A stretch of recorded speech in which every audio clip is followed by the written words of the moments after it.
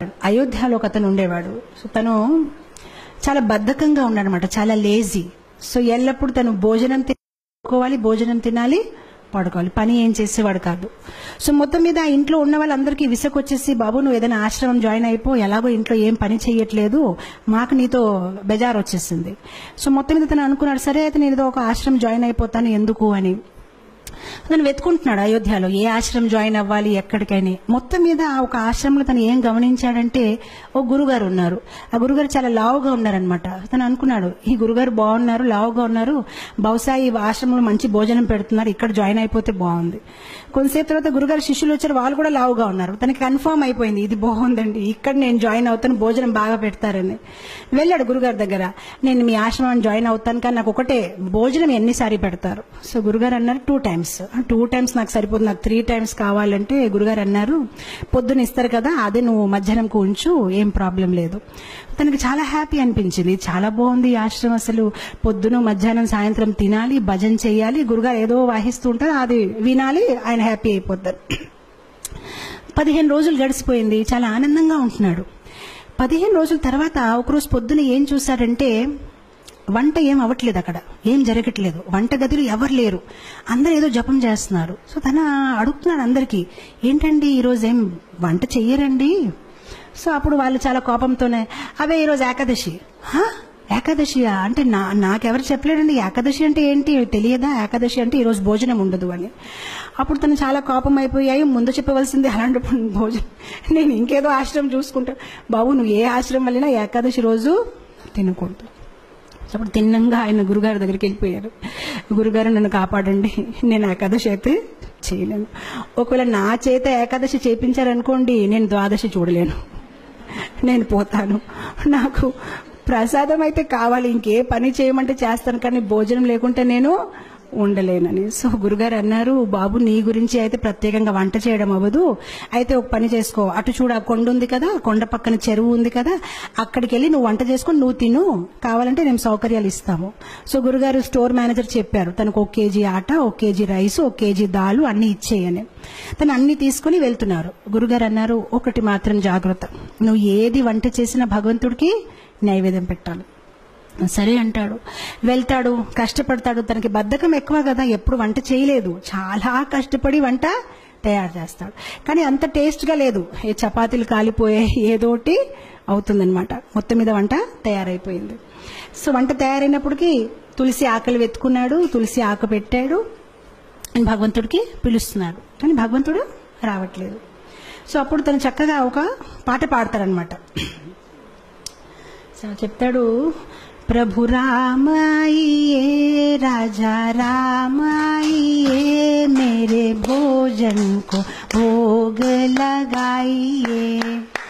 प्रभु राम आइए, राजा राम आइए, मेरे भोजन को भोग लगाइए.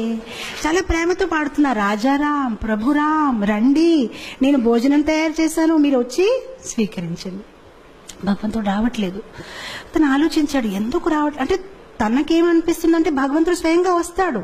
ఇప్పుడు మనకైతే అర్థమైపోయింది, మనం ఏదో యాంత్రికంగా పెడతాము, కానీ భగవంతుడు స్వయంగా వచ్చి తీసుకోవడం అనేది లేదు. కానీ తను చాలా అమాయకుడు, తను అనుకుంటే నిజంగా స్వామి వస్తారేమో, స్వీకరిస్తారేమో అని తను వెయిట్ చేస్తున్నారు, కానీ భగవంతుడు రావట్లేదు. అప్పుడు తను ఆలోచిస్తానమాట, తనకు ఒక ఐడియా వస్తుంది, ఓహో ఎందుకు భగవంతుడు రావట్లేదంటే, గుడిలో అయితే రాజభోగం, పకోడీలు, పూరీలు, పాయసము అన్ని తయారు చేస్తారు, నేనేదో సింపుల్ గా రైస్ దాల్ తయారు చేస్తాను, అందుకోసం రావట్లేదేమో అని.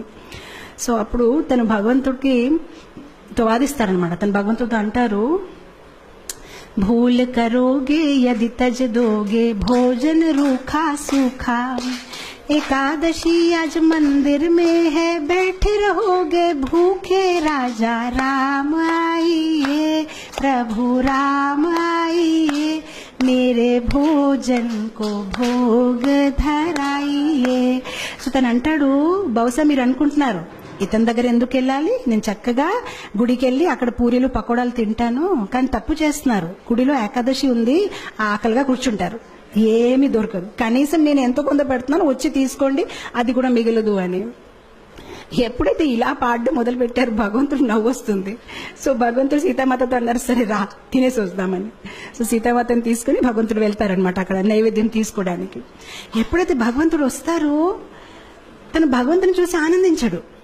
తను సీతామాత వైపు చూసి ప్రసాదం వైపు చూస్తాడు, సీతామాత వైపు చూసి ప్రసాదం వైపు చూస్తాడు. తను ఆలోచిస్తాడు, నేను ఒక్కరిని పిలిస్తే ఇద్దరు వచ్చేసారేంటి. సో ప్రసాదం వైపు సీతామాత, ప్రసాదం అప్పుడు శ్రీరాముడు అడుగుతారనమాట, నీకు ఆనందంగా లేదు? ఆనందంగానే ఉందండి, రండి కూర్చోండి అంటాడనమాట. మనసులో ఆలోచిస్తారనమాట, ఒక్కరిని పిలిస్తే ఇద్దరు వచ్చారు, సరిపోదేమో భోజనము, నాకు వీళ్ళు ఏకాదశి చేపించే ఉంటారేమో ఈరోజు అని. సో మొత్తం మీద భోజనం పెడతారు, వాళ్ళిద్దరు తింటారు, హ్యాపీగా వెళ్ళిపోతారు, తిని ఏకాదశి చేసుకుంటారు. ఎందుకంటే ఇంకేం మిగిలేదు. ఇంకో 15 రోజులు గడిచిపోతాయి, మళ్ళీ ఏకాదశి వస్తుంది. ఈసారి తన గురుగారికి చెప్తాడనమాట, గురుగారు 1 కేజీ ఆట సరిపోవట్లేదు, 2 భగవాన్లు వస్తున్నారు, మీరు 1 భగవాన్ 2 వస్తున్నారు, ఇంకా కొంచెం ఇవ్వండి. గురుగారు అనుకుంటారు, తిని కొంచెం లావుగా ఉన్నాడు కదా, భోజనం ఎక్కువ కావాలి, ఏం మాట్లాడుతున్నారు ఏంటో, సరే తీసుకువెళ్ళి ఇంకా కొంచెం ఆట, ఇంకా కొంచెం దాల్ అంటారు. ఈసారి తీసుకువెళ్తాడు, చక్కగా వంట చేస్తాడు, తులసి ఆకులు పెడతాడు, మళ్ళీ స్టార్ట్ చేస్తాడు. ఈసారి భజన్ మార్చేస్తాడు. రాజా రామ ఆయియే, సీతా రామ ఆయియే, మేరే భోజన్ కో భోగ ధరాయియే. ఈసారి ఇద్దరిని పిలిచాడు, రాజారామ రండి, సీతారామ రండి. భగవంతుడు ప్రత్యక్షం అయిపోతారు. కానీ ఈసారి లక్ష్మణ్ని తీసుకొస్తారు. సో భగవంతుడు అంటారు, నీకు ఆనందంగా లేదా? మేము వచ్చేసామంటే ఆనందంగానే ఉందండి, కానీ లక్ష్మణ్ వైపు చూస్తారు, ప్రసాదం వైపు చూస్తారు, లక్ష్మణ్ వైపు చూస్తారు. ఇద్దరిని పిలిస్తే 3 వచ్చారు. ఈసారి కూడా నా ఏకాదశి అయిపోయింది, నాకేం మిగలదు అని. అయితే రండి కూర్చోండి, భోజనం పెడతానని భోజనం పెడతారు, భగవంతుడు తింటారు, వెళ్ళిపోతారు. తను అనుకుంటారు, సరే అయితే నెక్స్ట్ టైం నుంచి 3 పీపుల్.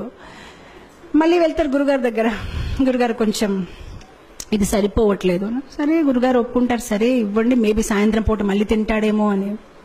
ఈసారి మళ్ళీ పాటలు పాడడం, ఏకాదశి రోజు వెళ్ళాడు, వంట చేశాడు, తులసి పెట్టాడు. రాజా రామాయియే, సీతా రామాయియే, లక్ష్మణ్ సాథ్ లాయియే, మేరే భోజన్ కో భోగ్ ధరాయియే. వచ్చేస్తారు సీతారాం, లక్ష్మణ్ అండ్ హనుమాన్. ఇతను మళ్ళీ భోజనం వైపు చూస్తారు, హనుమాన్ వైపు చూస్తారు, భోజనం వైపు చూస్తారు, హనుమాన్ వైపు చూస్తారు. ఇదేం పద్ధతి కాదు. ఒక్కరు పిలిస్తే ఇద్దరు, ఇద్దరు పిలిస్తే ముగ్గురు, ముగ్గురు పిలిస్తే నలుగురు. శ్రీరాముడు మళ్ళీ అడుగుతారు, నీకు సంతోషంగా లేదు? చాలా సంతోషంగా ఉంది, రండి కూర్చోండి అంటాడు, భోజనం పెడతారు. ఈసారి ఎప్పుడైతే సీతారాం ప్రసాదం అన్ని తినేసి వెళ్ళిపోతున్నారు, అప్పుడు తను అడుగుతాడు, ఏమంటే ఏం అనుకోకపోతే నెక్స్ట్ టైం ఎంతమంది వస్తారండి? మీరు ముందు నుంచి చెప్తే నేను కొంచెం, అంటే నాకు 4 ఏకాదశులు అయిపోయాయి, కనీసం నేను కొంచెం ఎక్కువ తెచ్చేస్తానంటే శ్రీరాముడు ఏం చెప్పరు, నవ్వుతూ వెళ్ళిపోతారనమాట.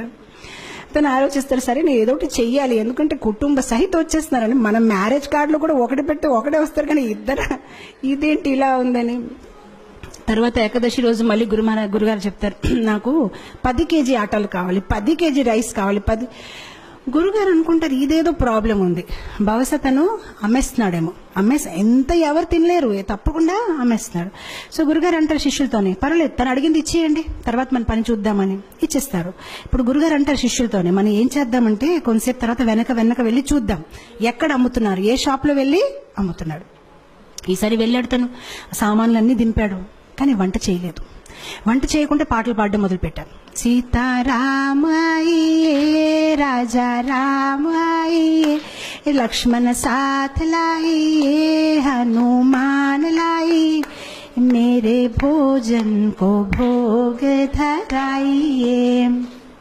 వచ్చారు సీతారామ, లక్ష్మణ్, హనుమాన్, భరత్, శత్రుఘ్న, కౌశల్య, సుమిత్ర, కైకేయి, మొత్తం పరివార కుటుంబం అందరూ వచ్చేసారనమాట.